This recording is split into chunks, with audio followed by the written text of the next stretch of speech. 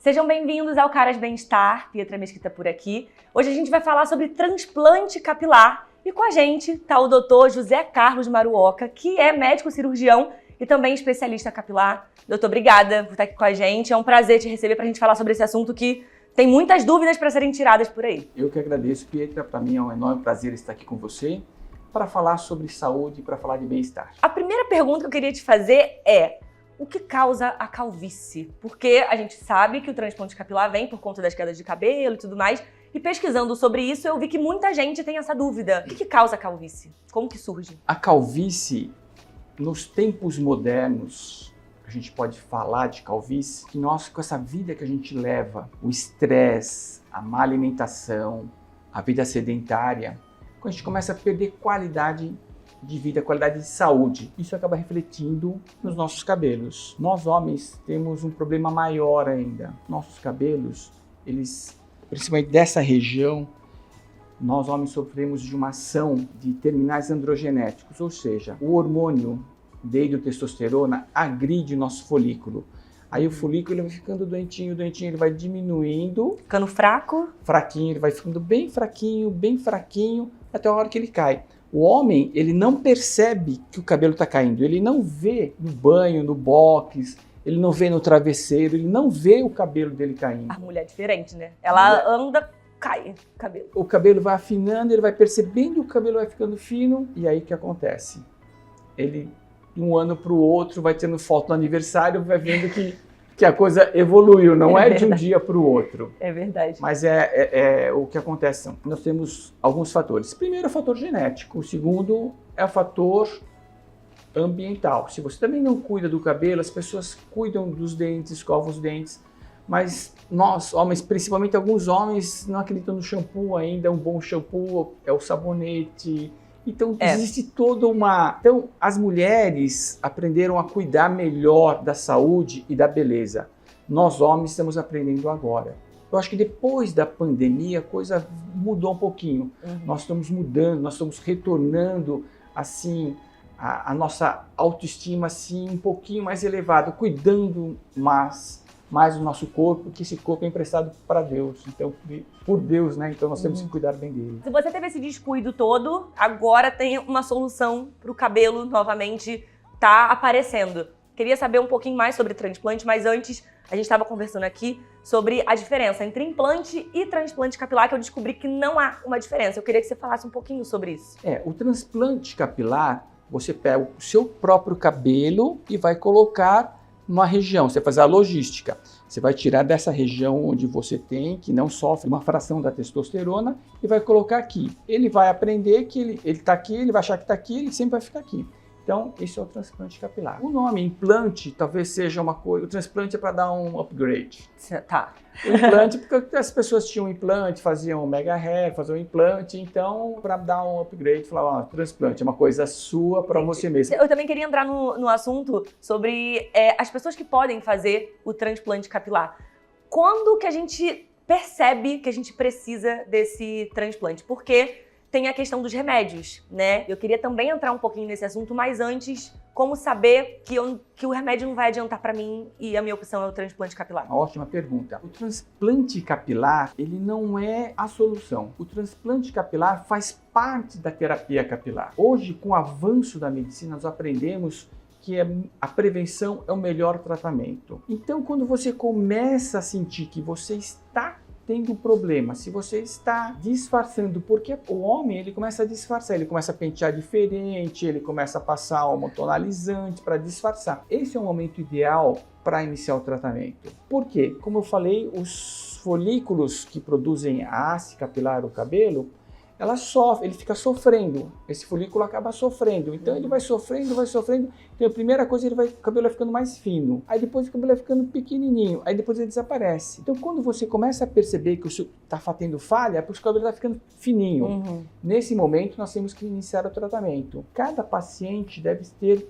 um tratamento individualizado, ver qual o problema e tratar esse problema. Logicamente, nós temos uma gama, um número enorme de tratamentos hoje cientificamente comprovados que podem melhorar, revitalizar, regenerar as hastes capilares, porque nós temos a tratar o folículo. Eu gostaria que o público entendesse que o cabelo é uma estrutura morta, a gente pode cortar o cabelo que ele não sente nada, não tem inervação. Então, tudo que acontece tem que ser debaixo do couro cabeludo, nós temos que tratar debaixo do couro cabeludo. Logicamente, nós temos que tratar o cabelo, uma boa lavagem. Lavar o cabelo é lavar o couro cabeludo também. Acho que com um bom shampoo, evitar produtos agressivos. Principalmente, a gente atende muito na clínica, não tanto os homens, mas as mulheres, elas usam coisas absurdas no cabelo, sabe? Uso de formol, tem toda essa questão. Exato, isso aí acaba prejudicando muito a haste capilar e até o couro cabeludo, aí agride o couro cabeludo, aí pode dar uma inflamação, aí tem um processo cicatricial, aí cai o cabelo, aí quando tem o processo cicatricial diminui a vascularização, por isso que os calos, eles não têm vascularização, diminui a vascularização, o que acontece? Morre, mata o folículo. Entendi. Então... E os folículos, você nasceu com o número de folículos, não vai crescer esse número de folículos. A tendência é diminuir. Tendência a diminuir. E aí você tem que cuidar para que isso não aconteça. Perfeito. Mas a gente estava falando dos remédios, eu queria até ir mais a fundo sobre isso, depois a gente voltar um pouquinho para transplante capilar, porque eu pesquisei também algumas perguntinhas e eu queria te fazer para tirar essas dúvidas para o pessoal.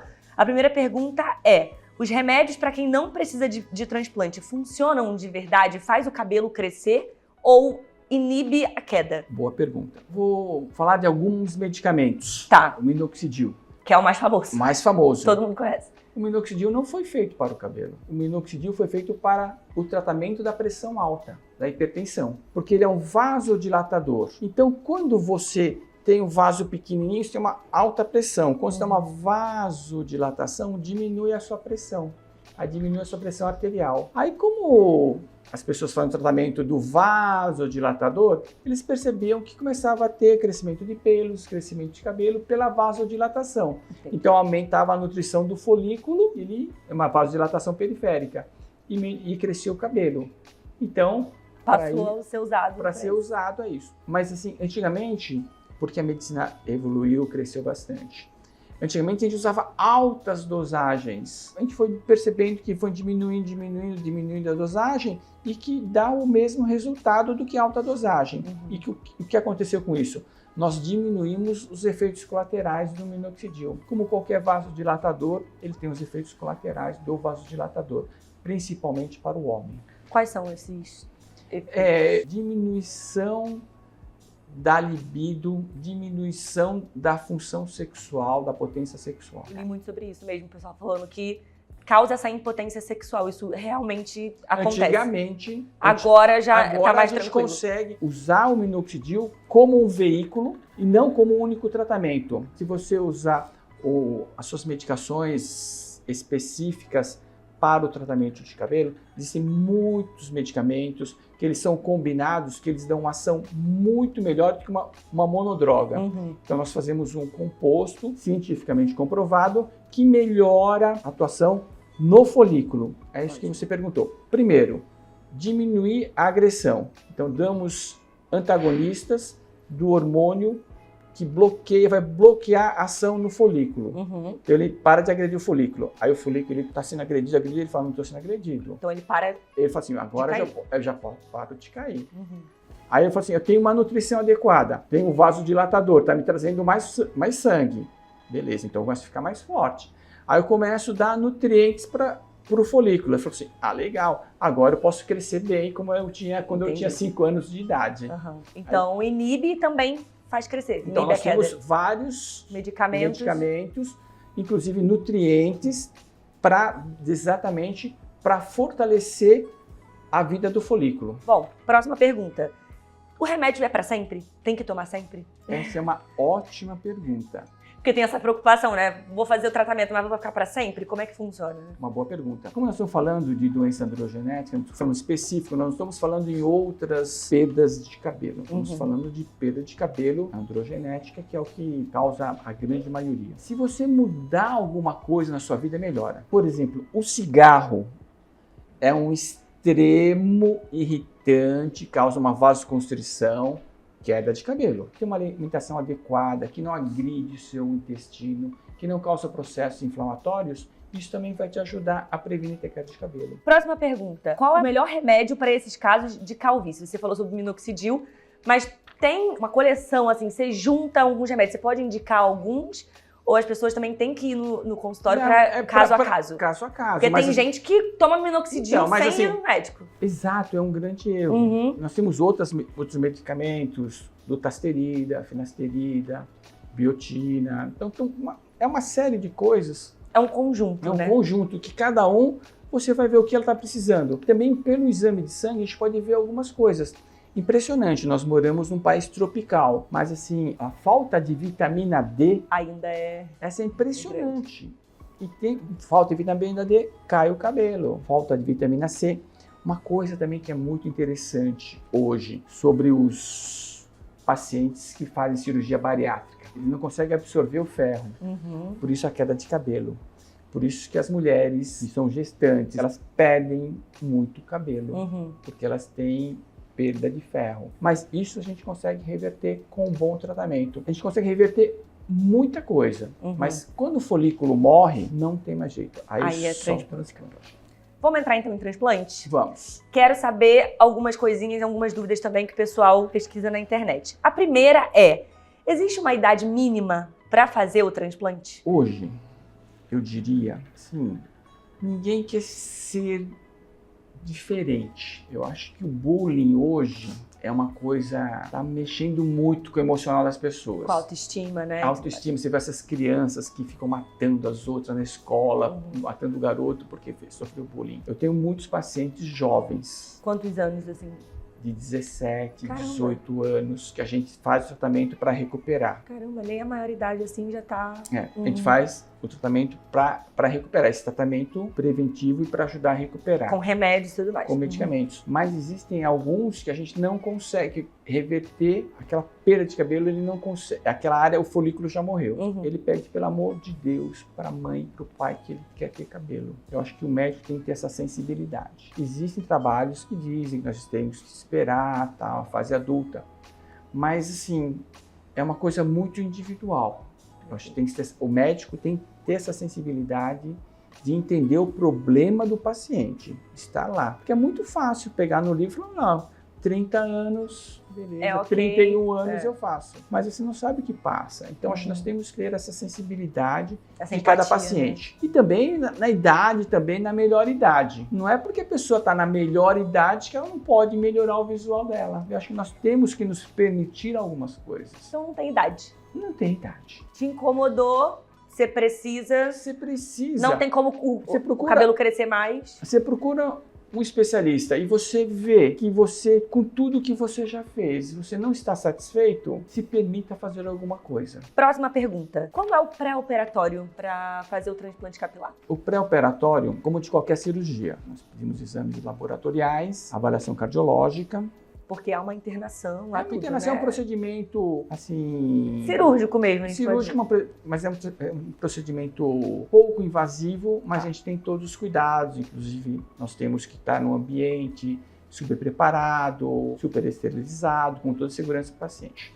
Mas eu diria assim que, como pré-operatório, eu vejo que eu tenho que preparar o meu paciente. Tanto preparar ele emocionalmente para essa mudança, mas eu também tenho que preparar ele, o cabelo dele. O que a gente faz, pega a área doadora, dá um tratamento na área doadora para ficar um folículo bem viável. Na área receptora, também dá uma vasodilatada, aumentando o fluxo de sangue, também dando os nutrientes, para que quando o folículo chegar ali, ele tenha uma boa nutrição que ele possa desenvolver. Perfeito. Porque o folículo, uma coisa que também que as pessoas perguntam, que o cabelo, por que o cabelo cai? Porque o folículo está lá bem bonitinho, quentinho lá. Quando a gente saca o folículo dessa região doadora, ele sofre um estresse.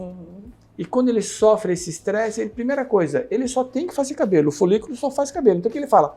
Para de fazer o cabelo, eu vou morrer, vou acabar, para de fazer o cabelo. Aí depois a gente implanta ele, tira daqui, implanta ele aqui, ele fala assim, nossa, tá quentinho, tá gostoso de novo, tem nutrição e tal, então vamos produzir o cabelo. Mas esse gapzinho, ele perde. Então depois de 3 a 4 semanas, esse cabelo é eliminado porque o outro está nascendo atrás. Esse é o definitivo. Entendi. Por isso que cai o cabelo. Existe algum tipo de risco no transplante capilar? Em medicina, a somatória de 1 mais 2, 1 mais 1 nunca vai ser 2. Existem N fatores individuais. Inclusive, uma coisa que a gente coloca para os nossos pacientes: expectativa e realidade. Temos que trabalhar dentro da realidade. Logicamente, a expectativa é muito alta, mas temos que trabalhar dentro da nossa realidade. E dentro dessa realidade, nós temos que diminuir todos os riscos. Por isso que a gente pede para não fumar, alguns alimentos que ele não deve utilizar. Ele deve melhorar a dieta para ter uma melhor nutrição. Isso pré e pós, né? Pré e pós. Por exemplo, o minoxidil, ele não toma antes da cirurgia, porque é um vasodilatador. Quando você for fazer a cirurgia, vai sangrar. Então, para evitar o grande sangramento, a gente pede para não usar, a gente pede para parar o minoxidil. Mas assim, risco inerente a qualquer procedimento que você vai ser submetido a qualquer procedimento. No dentista, se você tomar uma anestesia, pode ocorrer algum choque anafilático, mas para isso a gente faz testes, a gente começa bem devagarzinho, tem todo o suporte. Se acontecer alguma coisa, nós estamos preparados para isso. Para lidar com isso. Então, é como num avião. A gente faz de tudo dobrado para ter total tudo segurança. Certo, né? Para dar tudo certo. É um procedimento doloroso, de sinceridade, hein, doutor? Porque tem gente que vai falar assim, não vai doer nada, chega lá, é uma dor suportável, digamos assim. Sim, o procedimento não dói nada. A anestesia...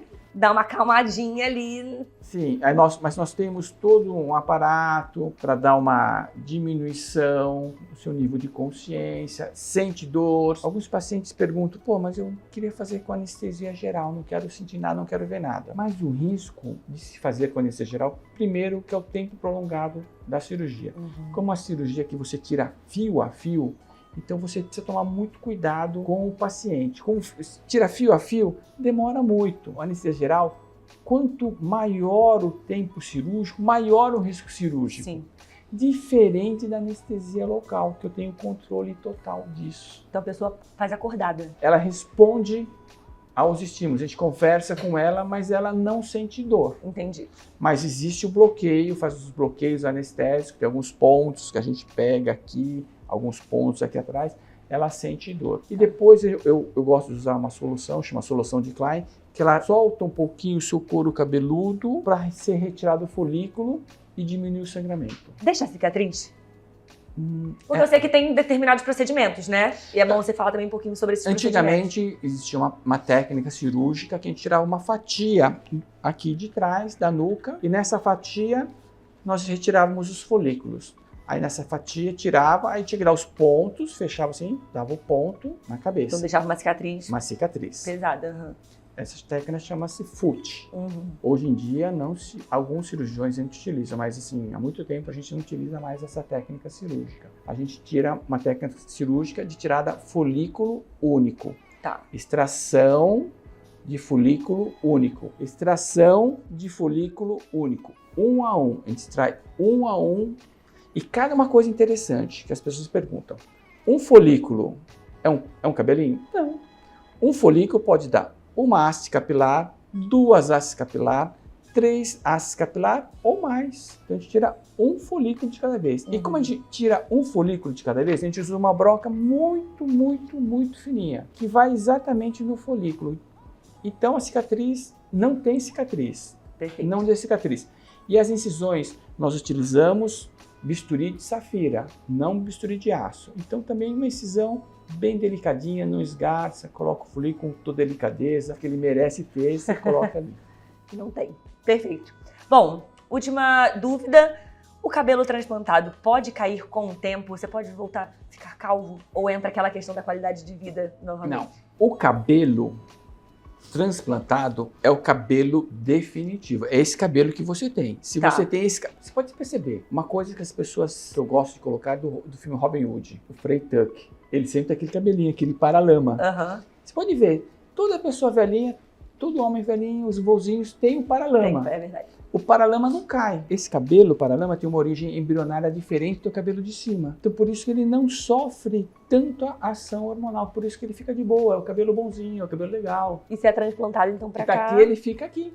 Então, ótimo. Então, é para sempre. Ele é para sempre. Agora, o que a gente faz, que a gente tem muitos pacientes que eles fizeram cirurgia há 10, 15, 20 anos, eles fizeram a cirurgia, transplantaram o cabelinho e não cuidaram do que eles tinham. Então ele só ficou com aquele chumacinho do que foi transplantado. Pra gente encaminhar pro final da nossa entrevista, eu separei mitos e verdades que eu acho legal a gente abordar aqui, porque tem muita gente que às vezes é enganada por algumas informações falsas sobre o transplante capilar. Vamos começar com: o transplante capilar é feito com o cabelo de outra pessoa? Não. Não. Isso é mito. Mito. Não. Isso é rejeição. Ótimo. Você acaba rejeitando. Não é um órgão, né, que a gente pode pegar, fazer um seria transplante. fácil. Seria fácil. Pegava O cabelo de uma mulher que tem muito cabelo, coloca no nosso cabelo, tá tudo certo, tá tudo resolvido. Eu acho que em termos... Nenhum médico seria louco de fazer isso. Mas eu acredito que se um louco fizer, vai ficar bonito. O primeiro dia vai ficar bonito, mas vai ter a rejeição. Depois vai ter um problema. Aí não rola, né, gente? O uso de boné após o transplante capilar pode prejudicar o resultado do procedimento? Esse eu acho que muita gente tem dúvida, porque muita gente fala que o boné causa a calvície. Então, como que funciona? Realmente é verdade? No pós-operatório, é proibido usar o boné. Porque realmente pode cair? Então, vou te explicar. Então, quando a gente tira o cabelo, o folículo, tal, coloca, tal, a gente faz a incisão na pele. Faz a incisão na pele para colocar o folículo. Aí, quando você faz a incisão na pele, você coloca o folículo. Aí, o folículo fica debaixo da sua pele. O que acontece? Ele fica uma pontinha aqui. Mas a cicatriz fica aberta. A ferida fica aberta. Ela demora para fechar. Entendi. Então, qualquer coisinha, qualquer esbarrão, tanto é que a gente pede para os pacientes usarem um protetor de pescoço, igual aqueles que nós usamos quando nós vamos viajar. Aquele protetor de pescoço e ficar em 45 graus, porque qualquer coisinha, qualquer esbarrão pode prejudicar. Pode prejudicar. Esbarrou, perdeu o folículo. Eu sempre falo para os pacientes. E eles ficam assim, é muito caro. Então eles falam, não posso perder. Transplante capilar é indicado apenas para os homens? Ou mulher também pode fazer esse transplante capilar? As mulheres também. As mulheres, elas começam a ter a perda de cabelo, ela começa a levantar a testa, a avançar muito. Isso acaba assim... O cabelo é tudo para a mulher. Sim, é a maquiagem ali, né? O cabelo e a sobrancelha então, já traz uma autoestima. Para isso, por isso que as mulheres devem tomar muito mais cuidado, ter uma prevenção muito maior, porque elas se cuidam muito mais. Se começar a ter perda, procurar logo um especialista. Procurar um terapeuta para que possa fazer o tratamento, que ela possa prevenir, que ela possa regenerar. E se não conseguirmos com os tratamentos, aí sim fazer o transplante. Por isso que o transplante faz parte de uma terapia. A terapia é o pré-tratamento, o transplante e o pós-tratamento. A continuidade disso. É um conjunto. É tudo na sua vida.